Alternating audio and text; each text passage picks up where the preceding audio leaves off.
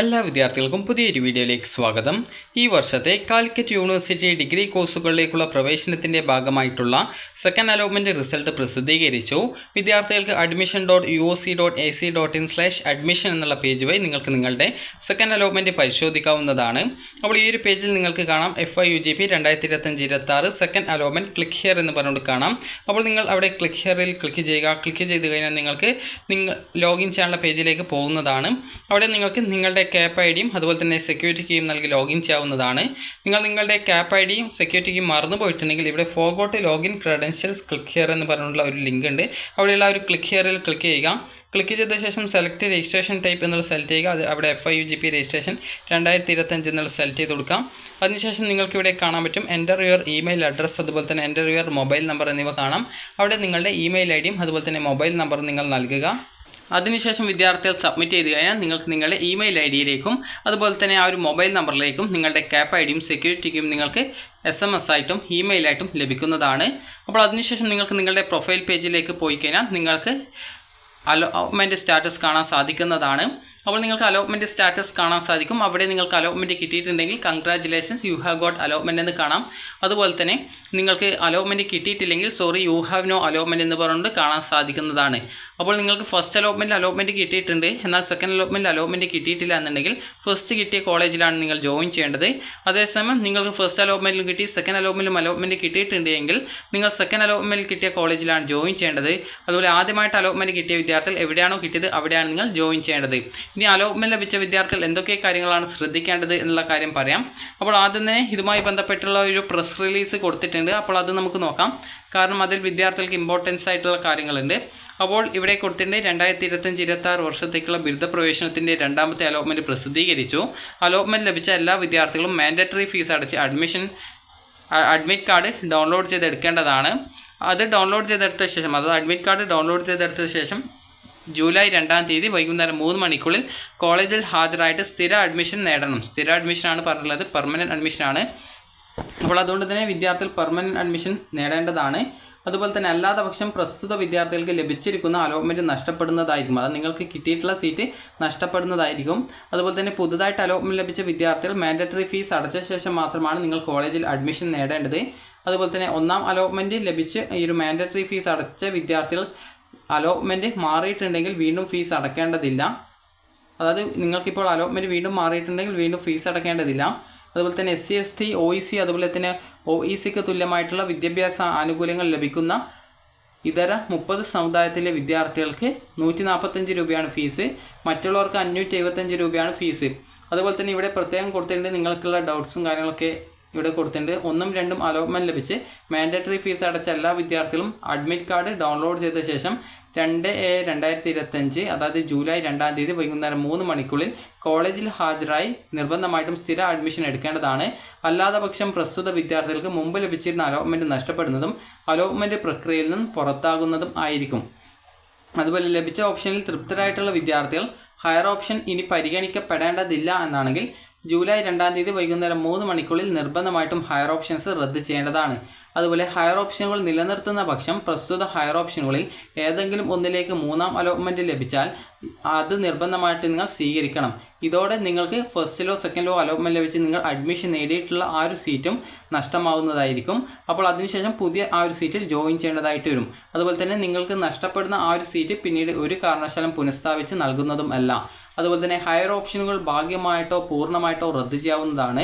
അതുപോലെ തന്നെ കോഴ്സ് പുനഃക്രമീകരിക്കുന്നതിനോ പുതിയ കോളേജുകളോ കോഴ്സുകളോ കൂട്ടിച്ചേർക്കുന്നതിനോ ഈ ഒരു അവസരത്തിൽ സാധിക്കുന്നതല്ല. അതായത് നിങ്ങൾക്ക് പുതിയ കോഴ്സുകൾ കൂട്ടിച്ചേർക്കാനായിട്ട് പറ്റുന്നതല്ല.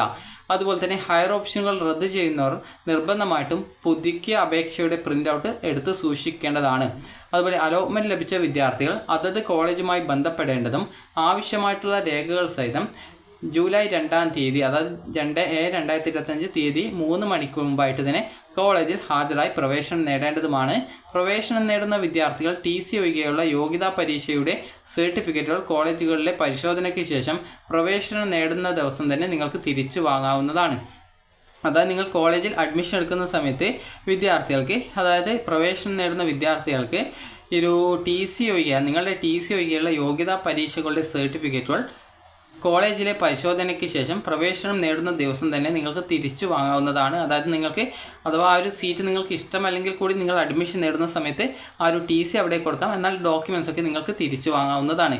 അതുപോലെ തന്നെ ചില കോളേജുകൾ നിങ്ങൾക്ക് ഈ ഒരു തേർഡ് അലോട്ട്മെൻറ്റ് വരുന്നത് വരെ ഫീസ് അടക്കാനായിട്ട് ടൈം തരാറുണ്ട്.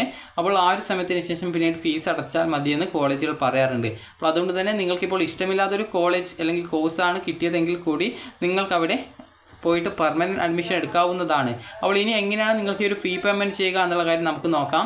അപ്പോൾ നിങ്ങൾ ലോഗിൻ ചെയ്ത് കഴിഞ്ഞാൽ ഇതുപോലെയാണ് കാണാൻ സാധിക്കുക.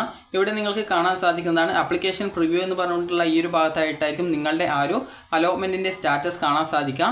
അപ്പോൾ നിങ്ങൾ അവിടെ നിങ്ങളുടെ അലോട്ട്മെൻറ്റ് സ്റ്റാറ്റസ് കൃത്യമായിട്ട് നിങ്ങൾ പരിശോധിക്കുക. അപ്പോൾ നിങ്ങൾ ഇവിടെ നിങ്ങളുടെ അലോട്ട്മെൻറ്റ് സ്റ്റാറ്റസ് കൃത്യമായിട്ട് നിങ്ങൾ പരിശോധിക്കാം. അതിനുശേഷം നിങ്ങൾക്ക് അവിടെ അലോട്ട്മെൻറ്റ് കിട്ടിയിട്ടുണ്ടെങ്കിൽ congratulation, you have got allotment എന്ന് കാണാം. അതുപോലെ ഏത് കോളേജിൽ ഏത് കോഴ്സിലാണ് അലോട്ട്മെൻറ്റ് കിട്ടിയതെന്നും കാണാൻ സാധിക്കുന്നതാണ്. ഇനിയിപ്പോൾ അലോട്ട്മെൻറ്റ് കിട്ടാത്ത വിദ്യാർത്ഥികൾക്ക് sorry you have no allotment എന്ന് കാണാം. അതുപോലെ തന്നെ വിദ്യാർത്ഥികൾക്ക് ഫസ്റ്റ് അലോട്ട്മെൻറ്റ് കിട്ടിയിട്ടുണ്ടെങ്കിലും ഇതേ രീതിയിൽ സോറി എന്ന് പറഞ്ഞുകൊണ്ടാണ് ഈ ഒരു സെക്കൻഡ് അലോട്ട്മെൻറ്റ് കിട്ടിയിട്ടില്ലെങ്കിൽ കാണുക.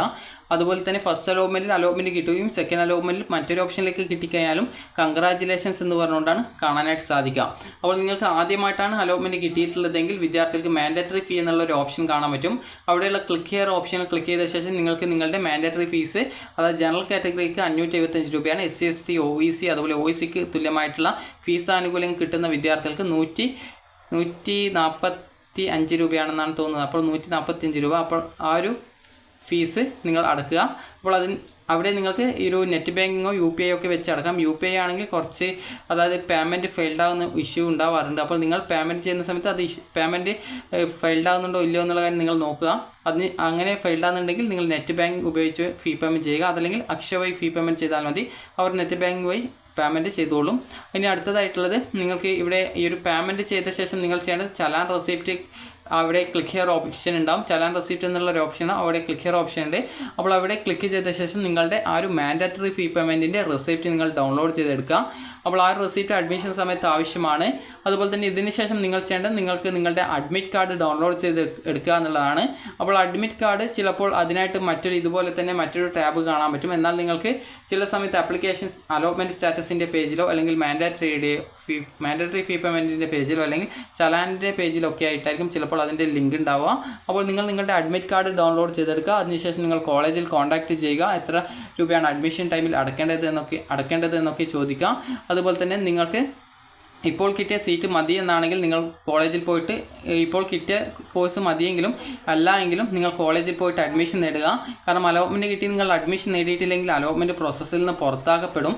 പിന്നീട് തേർഡ് അലോട്ട്മെൻറ്റ് ഒന്നും പരിഗണിക്കപ്പെടുന്നതല്ല. അതുകൊണ്ട് തന്നെ അലോട്ട്മെൻറ്റ് കിട്ടിയ വിദ്യാർത്ഥികൾ കോളേജിൽ ജോയിൻ ചെയ്യാനായിട്ട് ശ്രദ്ധിക്കുക. കോളേജിൽ ജോയിൻ ചെയ്യുന്ന സമയത്ത് ചില കോളേജുകൾ ഫീസ് ഇപ്പോൾ അടക്കേണ്ട പിന്നീട് അടച്ചാൽ മതി എന്ന് പറയാറുണ്ട്. കാരണം തേർഡ് അലോട്ട്മെൻറ്റ് കൂടി വരാനുള്ളത് കൊണ്ടാണ് അങ്ങനെ പറയുന്നത്. അപ്പോൾ നിങ്ങൾക്ക് കോളേജിൽ ജോയിൻ ചെയ്ത് കഴിഞ്ഞാൽ നിങ്ങളുടെ TC അവിടെ നിന്ന് വാങ്ങി വെക്കും. ബാക്കിയൊക്കെ നിങ്ങൾക്ക് ആ പരിശോധനയ്ക്ക് ശേഷം നിങ്ങൾക്ക് തിരിച്ച് വാങ്ങിക്കാവുന്നതാണ്.